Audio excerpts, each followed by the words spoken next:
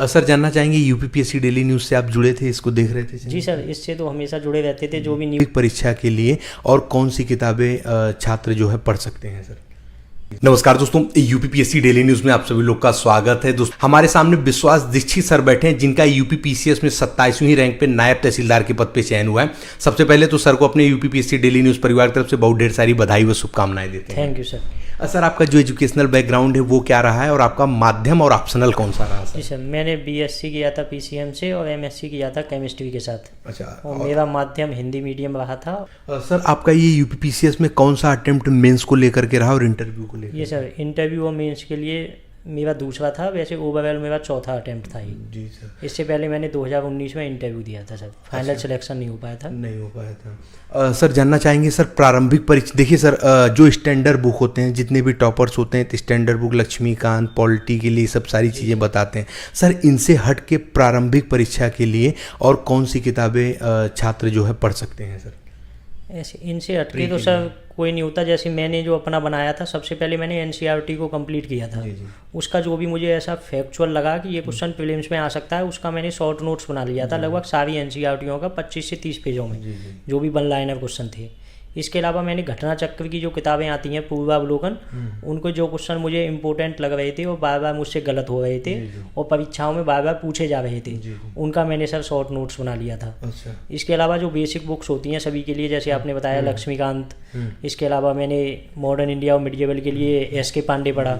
Ancient history के लिए मैंने के.सी. श्रीवास्तव की बुक को पढ़ा था, क्योंकि एंशियंट इंडिया के जो अब क्वेश्चन आ रहे हैं थोड़ा हटके आ रहे हैं कॉन्सेप्चुअल, तो वो किताब एंशियंट इंडिया के लिए काफ़ी अच्छी थी। इसके अलावा उसमें GS1 में जो आर्ट एंड कल्चर वाला पार्ट होता है उसमें भी काफ़ी हेल्प मिली थी। अच्छा। सर जानना चाहेंगे करंट अफेयर को लेकर के कौन सी बुक का आप पढ़े? जी सर, मैंने करंट अफेयर को मैं डेली करंट अफेयर लिखता था यूट्यूब चैनल से, दृष्टि IAS के से। इसके अलावा जो अखबार में जो भी न्यूज़ आती थी, जैसे एक टेलीग्राम पे चैनल था स्टडी RN करके, उससे मैं जो भी छात्र तैयारी करना चाह रहे हैं सिविल सर्विस में, आप सभी लोगों के लिए है शानदार मौका। PW UPPSC वाला और PW BPSC वाला का सबसे बड़ा ऑफर यानी प्रतिज्ञा दिवस आ गया है।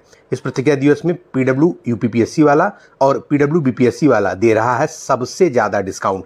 PW UPPSC वाला पे आप सभी लोग को 92% तक का डिस्काउंट मिल रहा है और साथ ही में PW BPSC वाला के बैचेस पे 79% तक का डिस्काउंट मिल रहा है। इन बैचेस में आप सभी लोग को प्राप्त क्या होगा? Live classes, daily practice paper, daily mains practice, class notes, full length test, PYQ analysis और भी बहुत कुछ, वो भी अफोर्डेबल प्राइस में, वो भी सबसे ज़्यादा डिस्काउंट में।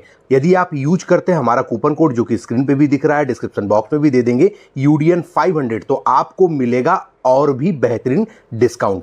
और दोस्तों इस कूपन कोड से आप PW के सभी स्टेट PSC बैचेस पे कूपन कोड से लाभ ले सकते हैं, डिस्काउंट ले सकते हैं, जैसे कि BPSC, UPPSC, MPPSC, MPSC और OPSC आदि सभी बैचेस पे। आइए इनके बैचेस बताते हैं। UPPSC बैचेस हैं इनके, UPPSC सक्षम 2.0 2026 फाउंडेशन बैच, इंग्लिश यानी हिंदी और इंग्लिश दोनों माध्यमों में 3,999 रुपए में। UPPSC प्रथम 2.0 2026 फाउंडेशन बैच हिंदी में 3,999 रुपए में। इनकी BPSC के जो बैचेस हैं उस प्रकार है। सक्षम 72वीं BPSC फाउंडेशन बैच इंग्लिश यानी हिंदी इंग्लिश दोनों माध्यमों में 3,999 रुपए में। प्रथम 72वीं BPSC फाउंडेशन बैच हिंदी 3,999 रुपए में। यूनिटी 71वीं BPSC इंटीग्रेटेड बैच इंग्लिश यानी हिंदी और इंग्लिश दोनों माध्यमों में 3,199 रुपए में आप सभी लोगों को प्राप्त होगा। तो कोर्स डिटेल्स के लिए डिस्क्रिप्शन बॉक्स में दिए गए लिंक्स पे क्लिक करें और बनाएं अपनी तैयारी को और भी शानदार। जो भी प्रीलिम्स का फैक्ट आता था डेली अखबार का, उसको भी लिखता रहता था। और इसके साथ में जो मंथली कंपाइल आता था दृष्टि IAS का मैगजीन, उसको मैं लेता था सर। के लिए प्रारंभिक परीक्षा और मुख्य परीक्षा तक से लेकर के इंटरव्यू तक की रणनीति सर यदि आप बता दें, क्या अभी से छात्र करना शुरू कर दें जो अभी ग्रेजुएशन करके तैयारी करना आ रहे हैं? क्योंकि आपके समय से सर पोस्ट ग्रेजुएशन बाद से बहुत जानकारी प्राप्त, तो ऐसे सर बहुत से छात्रों को जानकारी नहीं। इसके लिए जैसे सर मैंने अपना स्ट्रेटेजी बनाया था, मुझे सर के माध्यम से जो सिखाया था, हमने शुरुआत में 6 महीने केवल NCERT ही पढ़ा था, क्योंकि मेरा साइंस बैकग्राउंड था। मुझे आर्ट वाला ये जो इसमें जो सब्जेक्ट होते हैं इनकी कोई जानकारी नहीं थी, तो मैंने 6वीं क्लास भी से लेकर 12वीं क्लास तक सारी NCERT पढ़ी थी और उनका टेस्ट पेपर लगाया था, जो सर ने ही हमें उपलब्ध कराया था निःशुल्क। तो इसके अलावा जो जितने भी हमें लगे कि इनका हमें नोट्स बनाना चाहिए NCERT का, क्योंकि जब पेपर नज़दीक आता है तो हम सारी NCERTों को एक साथ नहीं पढ़ पाते। तो अगर हमारा लगभग 50 पेजों का सबका नोट्स बना रहेगा तो हम उसे पेपर से 1 सप्ताह पहले आसानी से पढ़ सकते हैं। इनको करने के बाद जो भी पिछले जो 15 साल के पेपर हैं उनका एनालिसिस करें, कि जो हमने एनसीईआरटी को पढ़ा है या घटना चक्र पूर्वावलोकन को पढ़ा है, तो उनसे जो हम पेपर में जब 15 साल के पेपर देखे तो वो क्वेश्चन फंस पा रहे हैं या नहीं, तो उनको देखते हुए उनका भी एनालिसिस कर लो कि जो हमने एनसीईआरटी का ये वाला पार्ट पढ़ा तो इससे क्वेश्चन पूछा जा रहा है। इसके अलावा सबके लिए जो बेसिक बुक्स होती हैं उन बेसिक बुक्स को ही बार बार पढ़िए, प्रीलिम्स के लिए तो यही है सर। इसके अलावा जो जैसे जियोग्राफी ऑप्शनल भी था मेरा, इस बार तो हटा दिया है, तो मैपिंग पे अच्छी पकड़ होनी चाहिए क्योंकि मैपिंग से क्वेश्चन पूछे जाते हैं। मैपिंग के लिए मैंने विनोद मिश्रा सर का मैप पढ़ा था। और जो मेंस के लिए है तो शुरुआत में जैसे हमने 6 महीने एनसीईआरटी ही पढ़ा था, तो उसके साथ साथ जो एनसीईआरटी में पीछे क्वेश्चन लिखे होते हैं अभ्यास प्रश्न, उनसे ही हमने मेंस के क्वेश्चन भी बनाए थे। जैसे पॉलिटी की किताब थी एक, उसमें भी पीछे अभ्यास प्रश्न लिखे हुए थे, तो हमने उसको लिखने की प्रैक्टिस किया था, फ्रेम किया था उसे कि 200 शब्दों में हम अपने पूरे आंसर को जितना भी कुछ पूछा गया है उसे कैसे कंक्लूड कर सकते हैं, कैसे हम इंट्रोडक्शन कर सकते हैं और कैसे कंक्लूजन लिखेंगे लास्ट में जो सबसे यूनिक हो, फ्लो चार्ट कैसे बनाएंगे। तो इसकी जो हमने शुरुआत में ही 6 महीने में ही तैयारी कर ली थी कि हमने अपने आंसर को फ्रेमिंग कैसे करना है, तो इसका काफ़ी रोल रहा था। दूसरा, शुरुआत में हमने प्री और मेंस को साथ ही लेके चला, लेकिन जब लास्ट में जब टाइम बचता है कि 3 महीने मेंस के रह गए, जैसे इस टाइम पे हम मेंस के 15 दिन रह चुके हैं, प्रीलिम्स के 15 दिन हैं, तो उसके लिए जो भी हमने अपना शॉर्ट नोट्स बनाया था उसको ही बार बार रिवाइज किया। करंट अफेयर्स के लिए दृष्टि आईएएस की जो ईयरली आई वाली जो बुक आती है उसको पढ़ते हैं सब लोग, तो हमने भी उसको फॉलो किया। और जो अपना डेली न्यूज़ वाला नोट्स बनाया था उसको भी सर फॉलो किया है।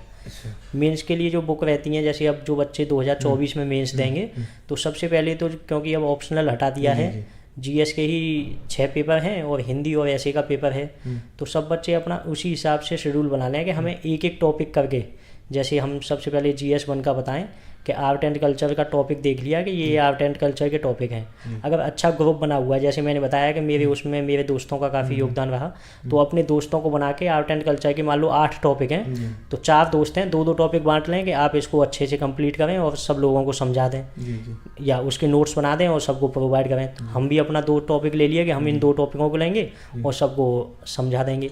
तो इससे ये होता है कि सब अपने अपने अलग अलग डायमेंशन होते हैं, सबके कोई कुछ अलग सोचता है उस बारे में, हम अलग सोचते हैं। तो ऐसे ही मेरे दोस्तों ने मेरे साथ किया था और सब उसका जो भी नोट्स ना बना के उसका अभ्यास प्रश्न के रूप में मॉडल आंसर बनाते थे। तो उसमें हम भी अपना मॉडल आंसर बनाते थे, मेरे दोस्त भी बनाते थे, तो काफ़ी डायमेंशन मिल जाते थे। तो इस तरीके से मैंने सब नोट्स बनाए थे मॉडल आंसर के रूप में, और दोस्तों ने ही उन्हें चेक किया था, सर ने भी चेक किया था। तो इस तरीके से मैंने मेंस की रणनीति बनाई थी। अब सर जानना चाहेंगे, यूपीपीएससी डेली न्यूज़ से आप जुड़े थे, इसको देख रहे थे? जी सर, इससे तो हमेशा जुड़े रहते थे। जो भी न्यूज़ आती थी कि एग्ज़ाम इस डेट को होगा, या ये भी लगता था कि एग्ज़ाम टलेगा, तो इससे पहले से ही पता लग जाता था। कोई भी रिजल्ट आने वाला होता था तो इस चैनल के माध्यम से पता लग जाता था कि 2 घंटे में रिजल्ट आने वाला है या अगले 2 दिन में रिजल्ट आने वाला है। तो उससे थोड़ा एनर्जी बनी रहती थी और थोड़ा मन भी विचलित होता था कि हाँ रिजल्ट आने वाला है। तो सर किस प्रकार से लेते हैं सर हमारे न्यूज़ चैनल को, और जो हम इंटरव्यू भी कराते हैं? इससे सर काफ़ी अच्छा लगता है, नए नए टॉपिकों से जानकारी मिलती है। जैसे हमने बताया निःशुल्क संस्था में पढ़ते हैं हम, तो उस आपके चैनल के माध्यम से ये पता लगता है कि हमें अभी ये किताबें और पढ़नी चाहिए। किसी टॉपर ने कोई नया बताया, उनके आप शॉर्ट नोट्स जो भी मॉडल आंसर हैं उनको दिखाते हैं इस चैनल के माध्यम से, तो हमें भी सीखने को मिलता है कि शायद हम भी ऐसा करें तो हम भी एसडीएम और डीएसपी के पद पर नियुक्त हो सकते हैं। तो सर चैनल के माध्यम से काफ़ी सीखने को मिला। जी सर, बहुत बहुत धन्यवाद। और सर आपने इतना कीमती समय हमारे चैनल के लिए दिया है, इसके लिए आपको बहुत बहुत धन्यवाद और भविष्य के लिए बहुत ढेर सारी शुभकामनाएं। Thank you sir, thank you. तो जी हाँ दोस्तों, जो भी चैनल पर नया हो चैनल को सब्सक्राइब करने के साथ साथ बेल आइकन जरूर प्रेस कर दें, ताकि उत्तर प्रदेश लोक सेवा आयोग और अन्य भर्ती विभाग की तरफ से कोई भी महत्वपूर्ण अपडेट आप लोगों से मिस ना होने पाए। चलिए मिलते हैं अगले वीडियो में, तब तक के लिए जय हिंद, जय भारत, नमस्कार।